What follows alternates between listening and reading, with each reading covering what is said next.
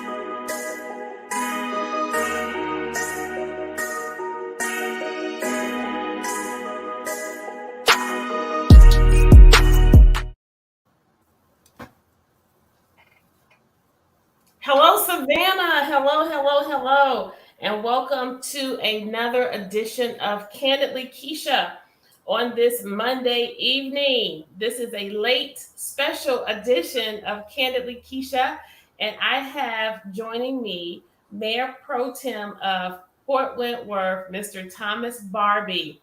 Thank you so much for joining us. We are titling our show tonight, Who Rules? Robert rules, y'all. Robert rules. And so, as I dial through a handful of items and updates from our last council meeting, I just wanted to take this opportunity to use my platform to respond to some of the reports that everybody seems to want to know about, which nobody wanted to know about until it was reported. Shame on you, WSAV. Nonetheless, we are going to keep it honest and bring it to you straight from all things relevant, the only way we know how. And I asked Mayor Pro Tem Barbie to come by tonight so that he can give us examples and just sort of verify what is it that actually is supposed to happen after somebody calls point of order when a sitting council person has the floor. So right or wrong, good, bad, or indifferent, there are certain policies and practices, and with regard to our council, we are governed by Robert's rules, which we voted on and agreed to as we entered office. So moving forward, we will see and hear an account, an exchange of sorts that took place during our council meeting as I was raising questions to our city manager as it related to item number, and you can follow along with us. You can go to our City of Savannah webpage, go to the clerks tab and click on meetings and agenda. And when you click on council meeting, not workshop, but council meeting, you will see an agenda there. There is also an audio and visual recording of our meetings on the City of Savannah website in our archives section. And so there was an item on the agenda for the purchase of a Ford SUV for the city manager. And I raised a question to that item primarily because I knew that our city manager drove his own vehicle and receives a car stipend along with his $250,000 or so salary, as well as benefits and an expense account, right? And so we have heard in the wind some maneuvering and some changes that's taken place with the city manager's office, and he has discretion where personnel is concerned. But as a representative of the city of Savannah, I am responsible for making sure and assuring that our tax dollars are prioritized as well as being allocated in a way in which is responsible. And so, item number 24 was a request to authorize the city manager to execute a contract for the purchase of a 2022 Ford Explorer with Wade Ford Incorporated in the amount of $39,000, $39,588. And producer, I'm going to ask you to show this clip in a second. The video of the exchange that took place on council as I set out to ask the city manager what the vehicle would be utilized for. And so here it says this vehicle will be utilized by the office of the city manager, which I later learned is essentially a vehicle that his assistant that he is hiring will be driving him around from place to place. And so what I wasn't able to get at, ladies and gentlemen, as a sitting council person, I'm really only concerned with two things, and that is our behavior, are our actions a part of practice, or is it policy? A lot of things we do within this administration is just practice. It's no policy. There are no rules. People just do what they want to do. And I'm seeing, and I have learned that this practice is what's causing us a lot of wasteful spending, and that we are spending money we do not have on things we do not need. And when I am petitioning for individuals in the community with regard to requests and emergencies, like with our LBGTQ Center, they had a period of time where they were without a director, and within that time period, they missed the grant cycle. And so I was advocating for resources for the center that they so desperately need. In addition, I recently asked for porta johns to be placed in the park, Bose Ford Park, for our PALS team. The little boys are having to use the bathroom in the woods. And when these requests, nominal in comparison to what we are spending biweekly in the city of Savannah, when these requests, among some others I've made, are not met with a favorable response, but then I come to the meeting and I see a request for a vehicle that we don't need, that wasn't budgeted for, and it's a part of a practice that the current mayor, the first mayor in the city of Savannah, to have a personal driver, a sworn police officer who serves as his personal driver, an individual who also opens his door, fetches his breakfast, lunch, and dinner, and answers the phone in the office. And so I'm thinking we have to cut out these behaviors. This same mayor is breaking policy because the policy says if you are a recipient of a car stipend, the city of Savannah gives the city manager and the mayor a car stipend. If you receive the car stipend, you do not use the city issued vehicle. But if you utilize a city issued vehicle, you forego the stipend. But in the case of Van Johnson, he has a car, a personal car. He gets a car stipend for utilizing his personal car.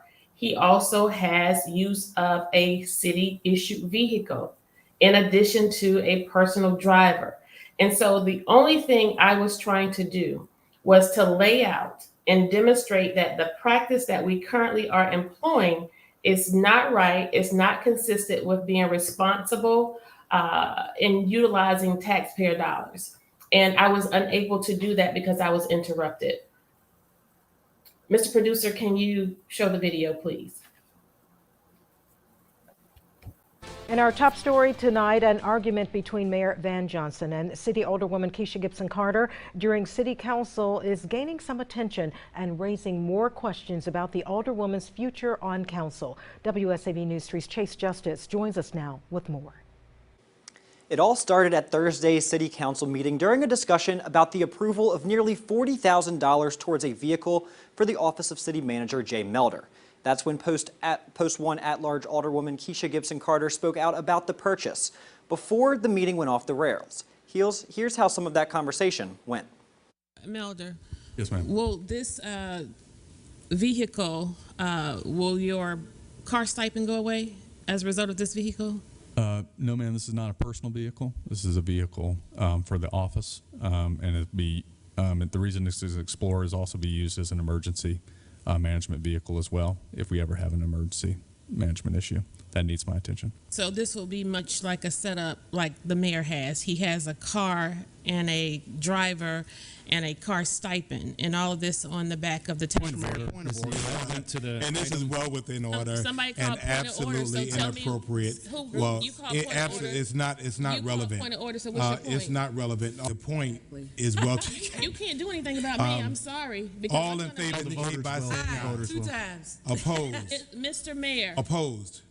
Motion City passes. Attorney, do you want to weigh in on this and not tell them what they want to hear? The point is, I've ruled, Mr. Attorney, the point is that this is inappropriate, it's not relevant. Mr. Mayor? And again, Asking for the clerk that we pay. I run this meeting. No, you do not. I run No, this you do not. We reached out to Mayor Johnson for comment regarding the situation. He said Alderwoman Gibson Carter approached him twice after the City Council meeting. He thanks the rest of council for acting respectfully, but says what happened during Thursday's meeting was not a singular occurrence. District 6 Alderman Curtis Pertee said he actually had to get in between the two to de-escalate the disagreement following the council meeting. Here's what he had to say about the situation. It's a pattern of behavior that's still continuing. It's not stopping. My concern is that it's going to become so disruptive that we will not be able to accomplish city business. It's already a hostile work environment for city staff that are in the council chambers when all this is happening. It's also a hostile work environment for other city council members that are up there. Now, we reached out to Alderwoman Kesha Gibson Carter for comment and have yet to hear back. Back in January, council voted to remove Gibson Carter from her position as chair of council. After that vote, she announced that she would run for mayor, saying she will be true to the point she's made on council and advocate for the citizens of Savannah. Chase Justice, WSAV News 3, on your side. Okay, so then I get calls from friends and family members and supporters saying, what is this report about what happened at City Council? So I finally tune in, and the first words out of the anchor's mouth is cringeworthy at best. In that they start with the whole sensationalism and the shock and awe of questions are being raised about the Alderwoman's future on council. How is any of this reflective of my future on council when they themselves know that no one can get me out of office except for the voters who put me in office? But it's a continuation of the shock and awe and the deliberate, choreographed, orchestrated attempts of the media who's owned by the establishment and who listen to these carriers of bad information and deliberately spew these messages into the airways. And so, I know that the talking heads have jobs to protect. They have bills to pay. I can't pay their mortgage, put food on their table, and clothe their children. So I do not expect for them to break rules on my behalf or not do what they're told. But when you're told to do something that you know is wrong, and you're reading something you know is wrong, at what juncture do you, as journalists, as anchors from this community who have pretty much not much to lose with your time and tenure, at what point don't you challenge the status quo? Don't you challenge the system? And you tell this young reporter, Mr. Chase, did you talk to Alderwoman Carter? Because if you didn't, I have her phone number. Because my account from the reporter and from Mr. Brennan, Kevin Brennan, the news director, when I called and said, how is it that you all give this full report of happenings on council and you totally leave out one of the subjects? And his reply was their coverage on Friday, they had a reporter reach out to me and the reporter called me. So I looked, I'm like, okay, I didn't get a call. No one contacted me. I look at my city phone. The reporter, the guy in the piece, called me minutes before 5 on Friday on my city phone. And the person, he said, reached out to me via email. I have a picture of her inbox to me on Messenger on Facebook. I don't know how many of you follow your Messenger on Facebook, but I hardly read it. So please don't. At 6:20, and as much as I know that report was at 5:30 or 6 o'clock, they reached out to me at 6:20 after the newscast. Alderwoman, I hope you're doing well. I'm a producer for WSAV. One of our reporters has been trying to touch base with you today regarding last night's city council meeting. Really? You called me after your news story? And so I basically called Mr. Brennan and I first called Chase and I just said to him, we had, Mr. Barbie, we had 47 items on the agenda, on the council agenda. I said, Chase, of all of the items we had on the agenda, to include a contractual amendment request for Broughton Street beautification for nearly $1 million.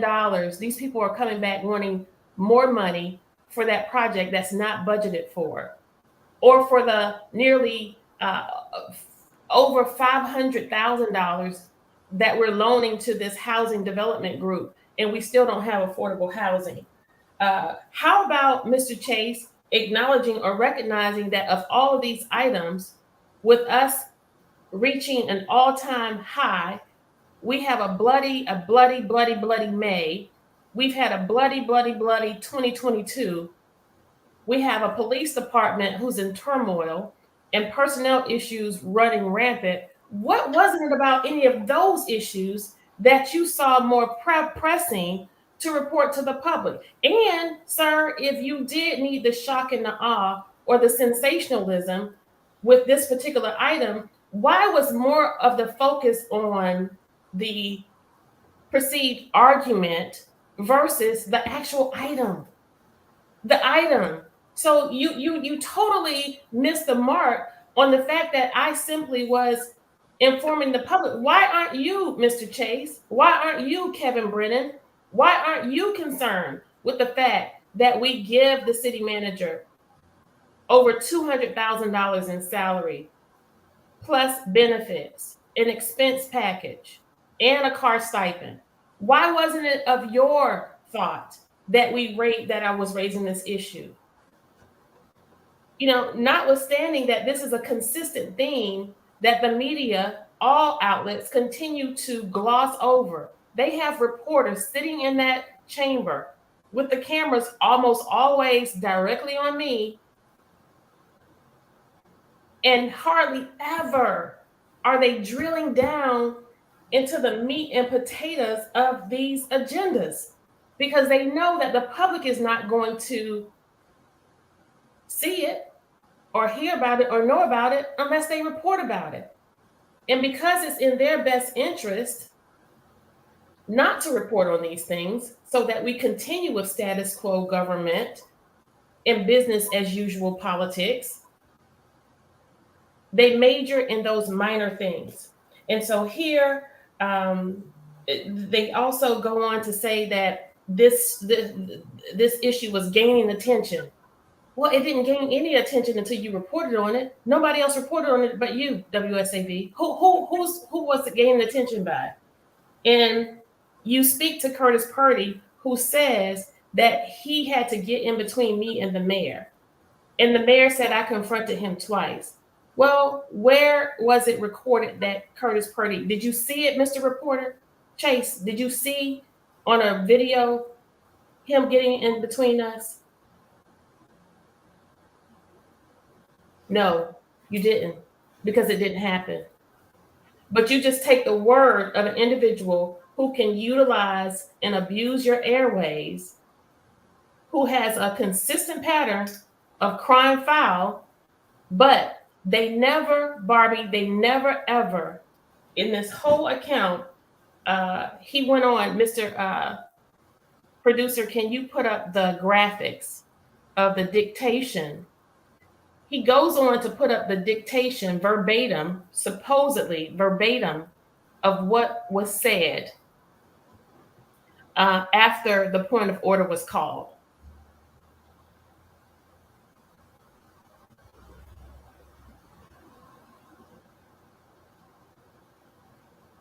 So what I want to demonstrate here is you hear. I don't see it. I think he's probably trying to find it. He hasn't put it up yet. But what I want to demonstrate, Mr. Barbie, is the fact that the news, the reporters, they air what they want to air after they cut and splice it and add the shock and awe. But when you match it with what actually was said at the meeting, it's polar opposite. And so I went on, and I don't have time to do this. I really don't. But this is just, it was just very unnerving because this station has a tendency to just keep digging. Go ahead, Mr. Barbie. Oh, yeah. I have a few comments. First of all, for your audience, this is my first time being on your show. So I will toot my own horn. Just happy to be alive today. God bless my eyes to open and 10 toes hit the floor. And I'm in action. I'm also a real man for change. And Kesha, if you don't listen to anything I say, listen to this. All them news outlets, all of them, not some, not one, not two, but all of them are against you. And they're going to always report anything that even smells like or even look like something that you did wrong because you are a threat to the status quo. Same thing that happened to me for many, many years when I got involved in politics, because I'm from Indiana. News reporters in Indiana, they get both sides of every story and then they write their news article. I came down here to the South, that's why they call it the dirty South when it comes to politics. They write these one-sided stories from some buffoon because they don't like you, and they write the story, and it sells newspapers. But ain't none of it's true, because if they would get both sides of the story, you find out they ain't really got no story. I spent 21 years in the United States Air Force as a police officer. 21 years, zero paperwork. Not one situation went bad or was bad. Not one. But time I jumped into politics, every news outlet started writing foolishness about me. Oh, it was harassment. Oh, he's a hostile work environment. It's always something stupid. It ain't got nothing to do with anything.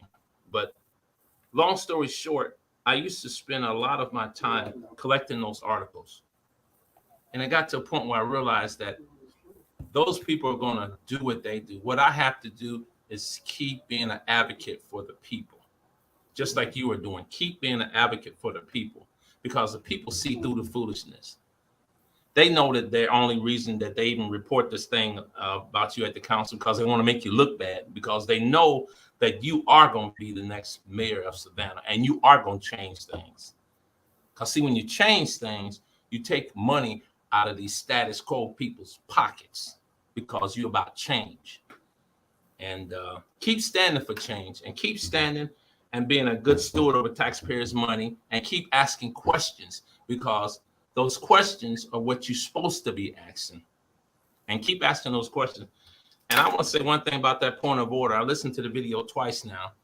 And whenever there's a point of order, when somebody interrupts you when you're talking, the point of order is only to be used when you have broken some type of rule, when you have broken something along what you're talking about. But there was no reason given. So when you say point of order, the chair should have said, okay, what's the point of order? But I didn't hear the video. He didn't say what's Mr. the point of Barbie, order. So, and in this instance, I believe it was like 5 of them called point of order almost in unison. I believe they just trying to make you look bad. That's all.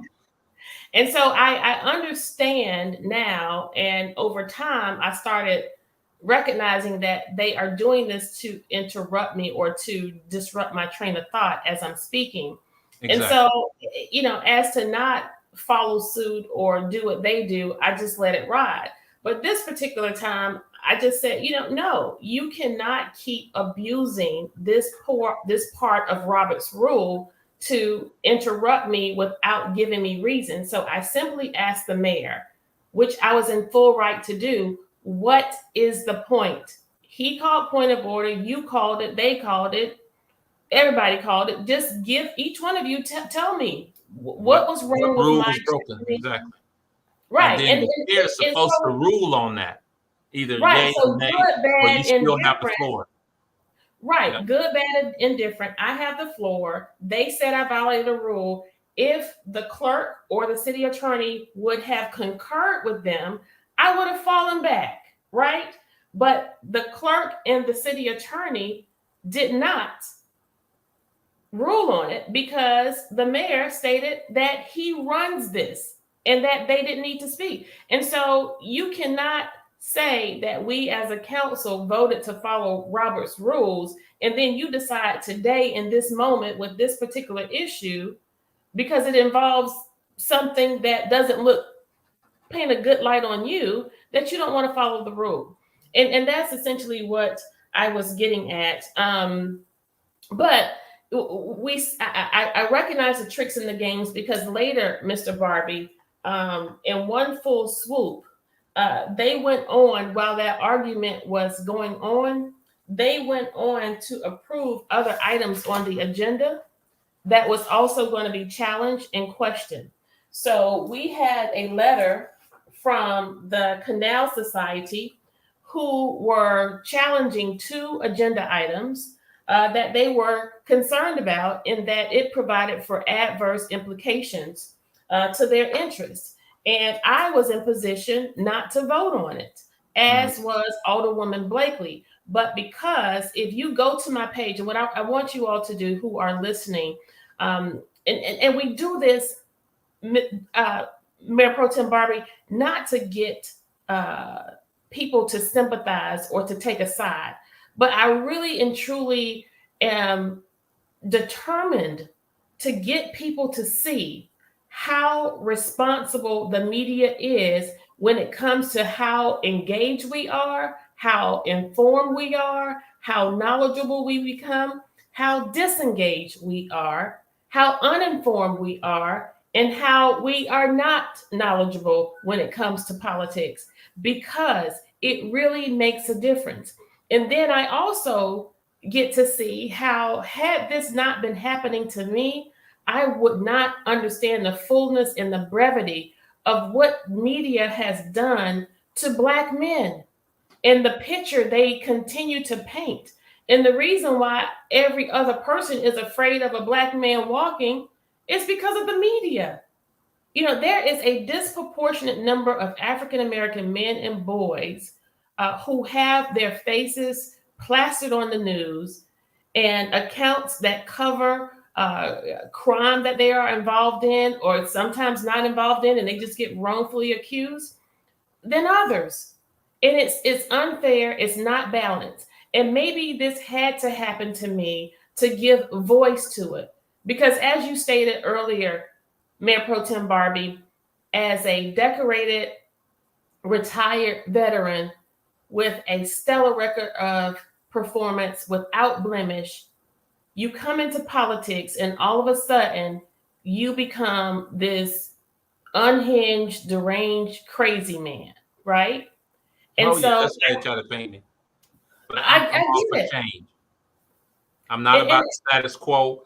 And anybody that knows me, that if you ain't talking about change, we definitely ain't talking about status quo. And sometimes the status quo got to go. They can pack their bags and go do something else, like that city attorney we used to have, which was, I was so glad he quit. If not, I was gonna fire him anyway. I get that. I totally get it. I understand it. I don't like it. But what we want to do is continue to keep these people honest. And so in doing that, I want you all to go to my page, pull up the news account that I have. I went and I screenshotted the video from the city council meeting myself, and I posted it on my page. And when you compare the news account that's on WSAV, my apologies, WSAV's webpage and Facebook page, and you compare it with mine, and my battery's about to go low, I'm gonna have to log on to something else. When you compare it to theirs, it's totally different. And the verbatim dictated account that Mr. Chase gives, he leaves out all of the pieces related to how Curtis Purdy insulted me and told me that he had a problem with my person. He leaves out the laughing and the clicking of the paper while I'm talking, and they only highlight deliberately. They deliberately nitpick pieces, and it's so glaring. And I said to him, I said, you can continue to do this, but I'm going to continue to call you out. And so until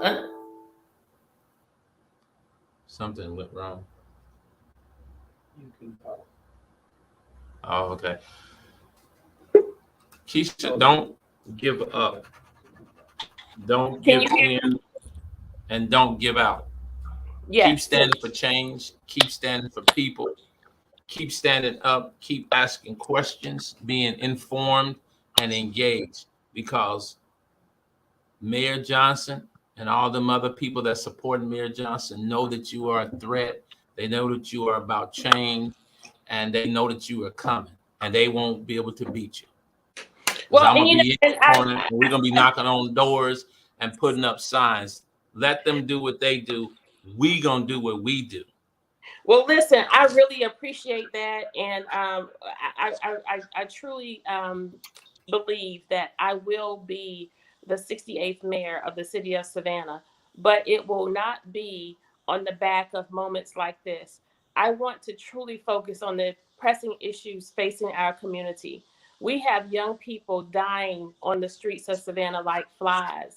We have bullets flying in the air space of Savannah without regard of who that bullet takes out. We have forced displacement from our vulnerable communities as well as some of our most cherished communities.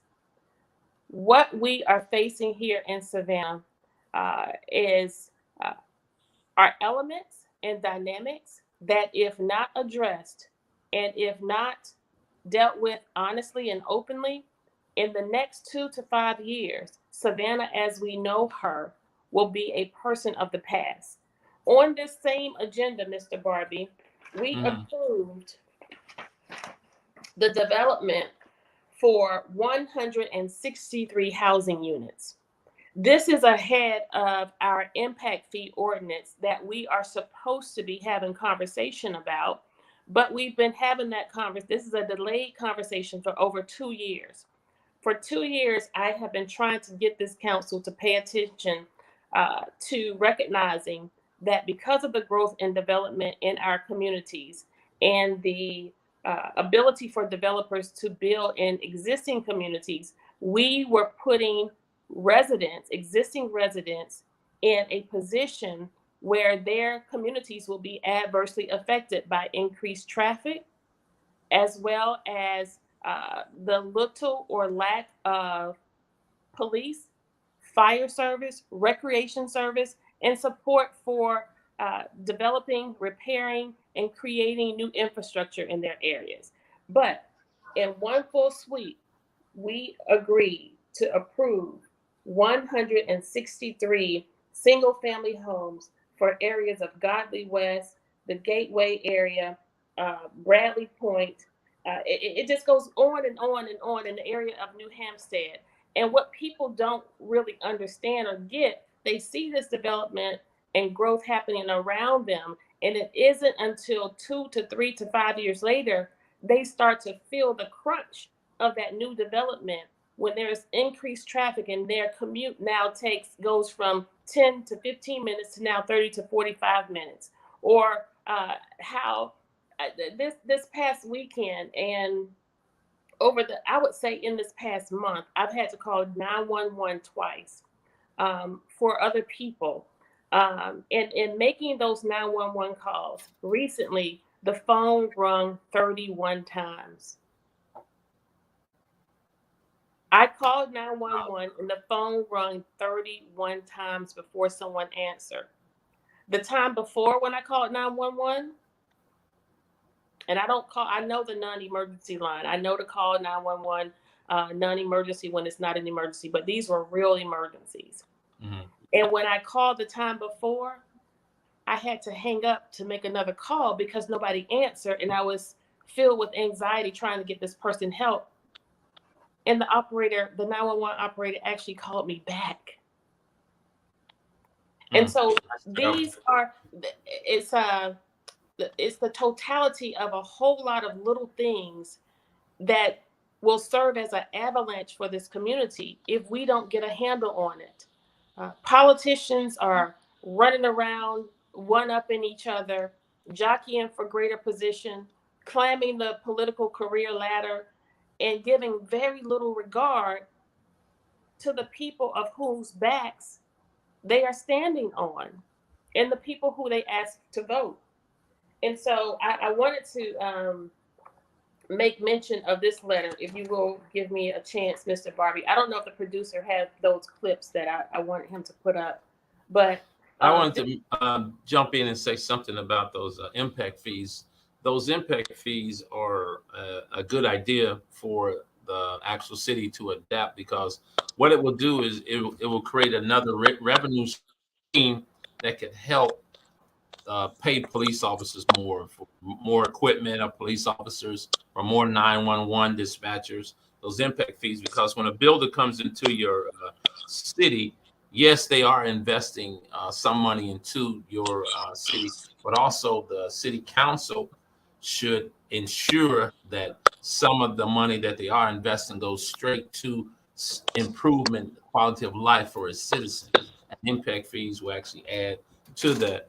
And it sounds like there needs to be a study done to see where some of the vulnerable communities are, so you guys can start concentrating on those communities, because I'm pretty sure that they know where the highest rate of crime is and what they are not doing or what they should be doing. It seems like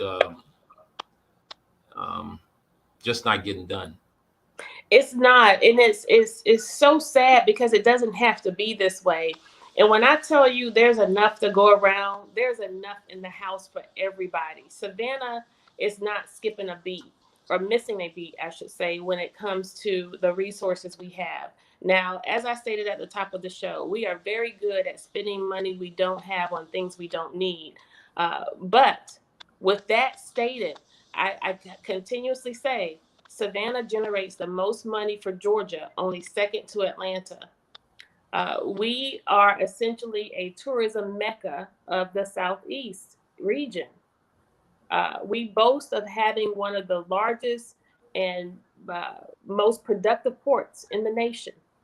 And with all of that wealth and all of that resource, our communities are still creeping up on 3 times the national average of poverty. Mr. Barbie, consider this. Of those averages where poverty is concerned, predominantly in Savannah, it's in the 1st and the 5th district. Mm-hmm. Sitting on our council right now, the longest serving individuals represented the 1st and the 5th district. The mayor represented the 1st, and Estella Shabazz represents the 5th. They are the 2 longest sitting serving elected officials. Ask yourself the question, with time, it shouldn't only come tenure. With time, it should become talent should follow that time. Resources should follow that time.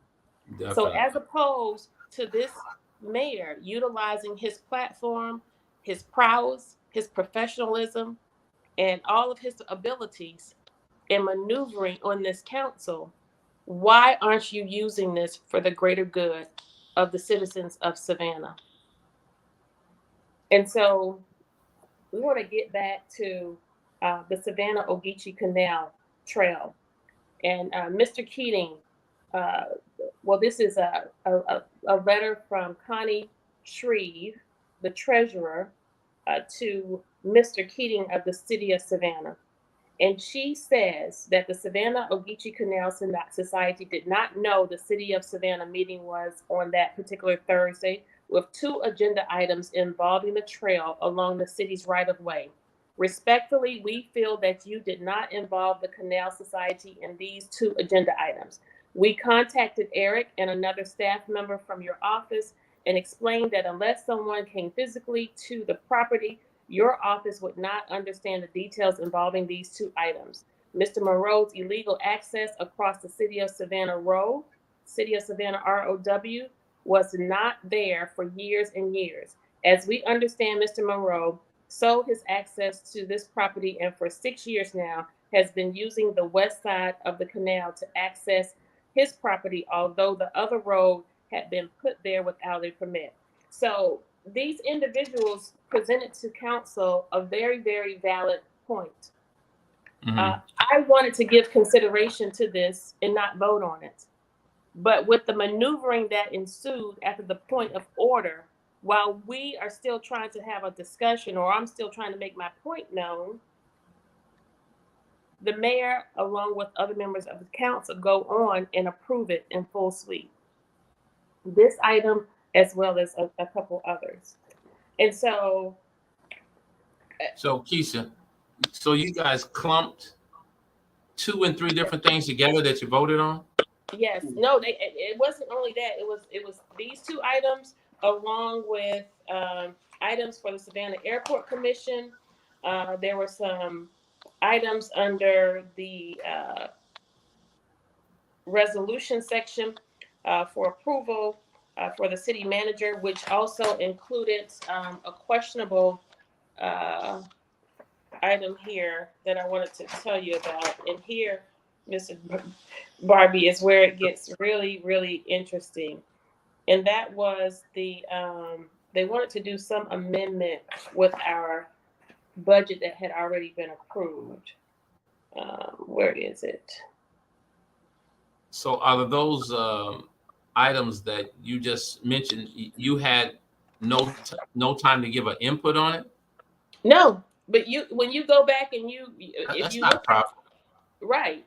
And so the one of those items, Mr. Barbie, listen to this and tell me what this sounds like.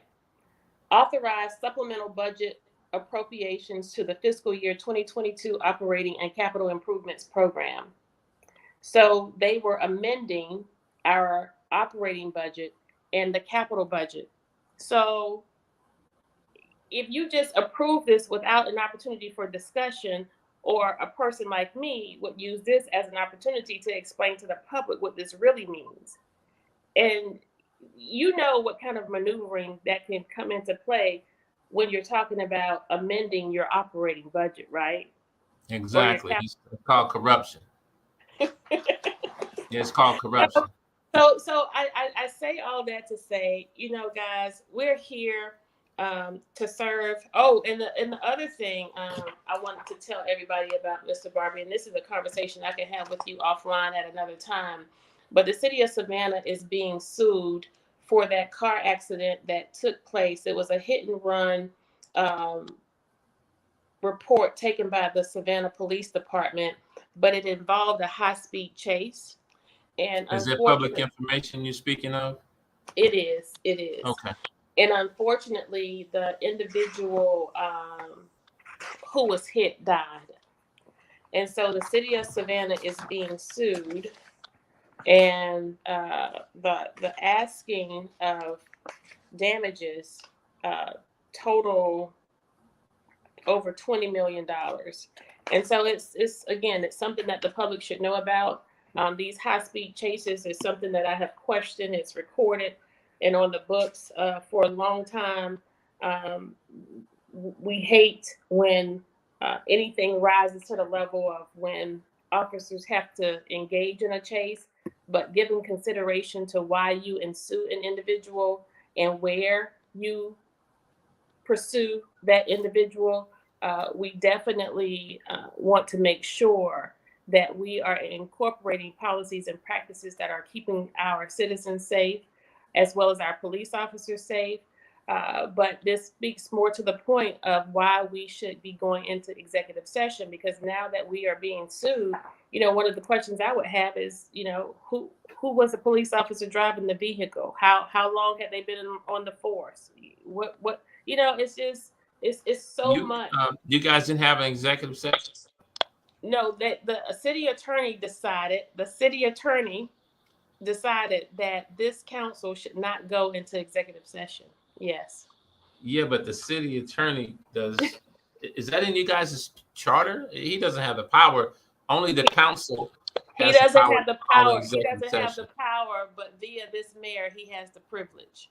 And as I asked in that news account, I said to him, Attorney Bates, are you going to weigh in on this, or are you going to tell them what you always do? And that's what they want to hear. And so after the meeting, a part of the news account that's prefaced there is where Purdy had to get between the mayor and I. And again, no one ever got between me and the mayor. It just simply did not happen. And I think I don't think it would be Purdy anyway. He don't seem like a guy that could fight too good. So what had happened was what happened, Mayor Pro Tem Barbie, after the meeting, I was so frustrated. I said to the city attorney, you all have to stand up and do your jobs, regardless of the allegiance and the alliance you have formed with this mayor. You have to do your job. And so I said to the clerk, because I was having a conversation with the clerk, because I wanted to know, I'm always in position for a teachable moment. If I was wrong, please tell me. And so I said to the clerk, I asked him, Mr. Massey, did I have the floor? He said, yes. Mr. Massey, when someone calls point of order, was I right in asking for their point to be made? He said, yes. I said, Mr. Massey, why didn't you say that when I asked you to weigh in on it? He said, I don't run the meeting. I know you don't run the meeting, sir, but you have a job to do. But you all were talking. Yes, that was deliberate. That was their deliberate strategy. And I really do. I think we have one of the best clerks in the nation. But the behavior and the manipulation and the power and control that this mayor exerts over these people and this staff, I find it incredulous. I've never seen anything like it in my life. Who does the hiring and firing of city employees? The city manager. So your city manager is the chief executive officer of your city. That's your charter. We are a council manager form of government. The city manager is the chief executive officer of the day-to-day operations of the city of Savannah. But that's not how we function. We function as a strong merit system. That's what it sounds like. Yeah, and so we get it. And so going back to what was prefaced in the news story, as I was talking to the clerk, the mayor interrupted once again. And this was post-meeting. We were not engaged in a formal meeting. So I just went over to him and I asked him to stop it. I said to him, you cannot control everything. You have to stop this. Stop running this city into the ground. And so as we had our verbal exchange, we simply ended it.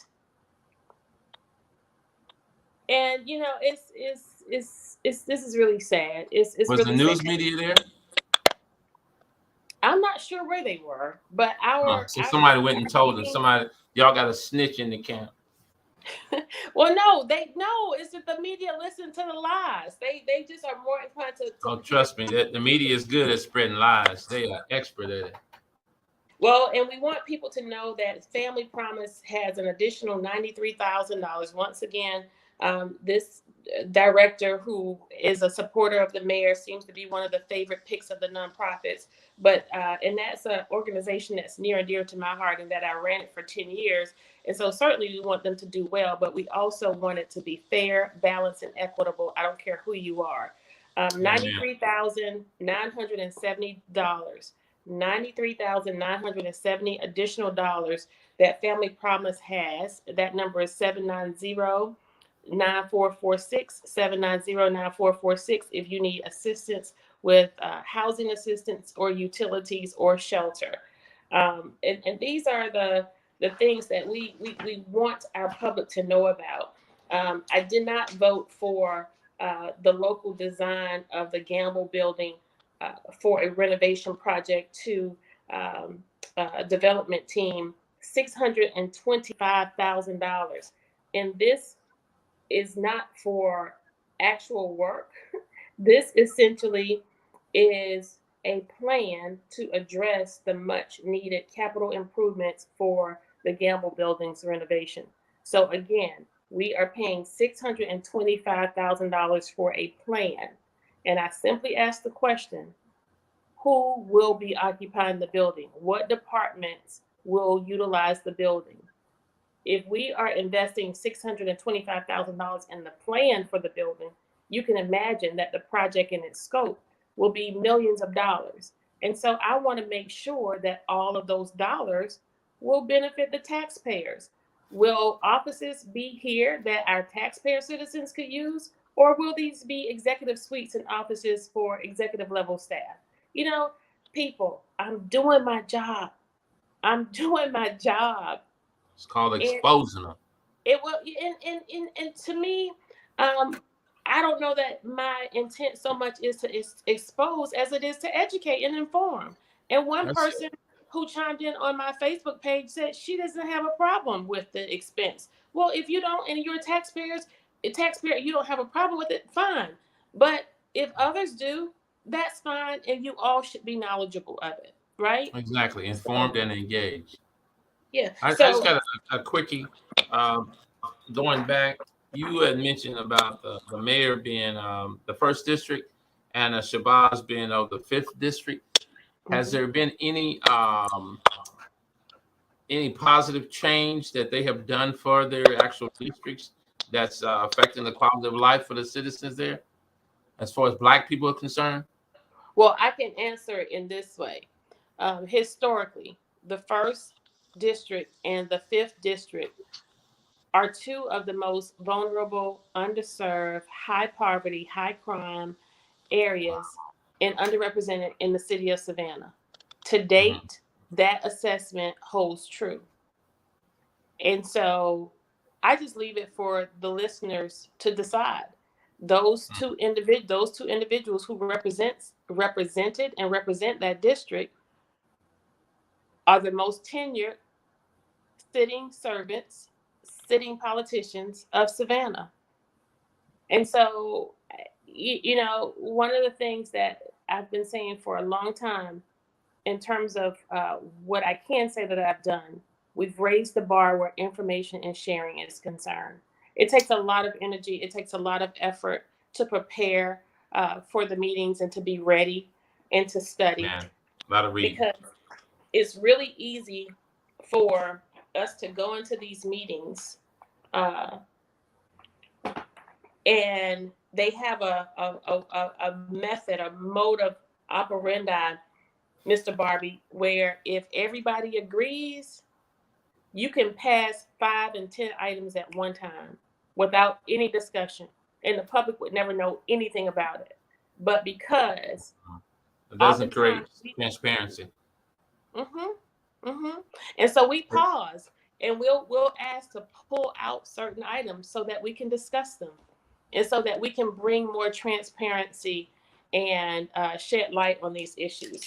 So I don't know if there's any more you can add to this conversation, but when I was going through this, and as I went through the ethics hearing and the ethics complaint, you were a great sounding board for me. Um, I was not the issue facing me with that ethics complaint like you. When you hear ethics complaint, when you hear voted out as council chair, you only hear that. You don't hear what came before that. And what came before the ethics complaint, much like yours, quite possibly was an issue that you were fighting for or fighting against. And in my case, I was fighting against the mayor cheating the city manager search process. As you know, we've been in office just over 2 years and we've already had 4 city managers. We're on our 4th city manager. That says a whole lot about the leadership within this administration. And so I go before a panel who are not my peers, 3 white men who are a part of the establishment. And these individuals find fault with me for speaking up in that situation. And so, Mr. Barbie, the process for our administration, once you go through an ethics hearing, in order for it to be realized, for the lack of a better word, your council has to vote to censure you, which essentially is a public rebuke or a public reprimand, right? Exactly. It has to be finalized, and the council is the one that's finalized with a unanimous vote. And if I'm not mistaken, I don't think that happened during your particular ethics quote violation.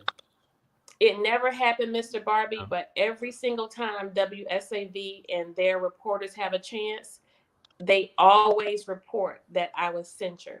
And it never they happened. always want to throw a little mud on you.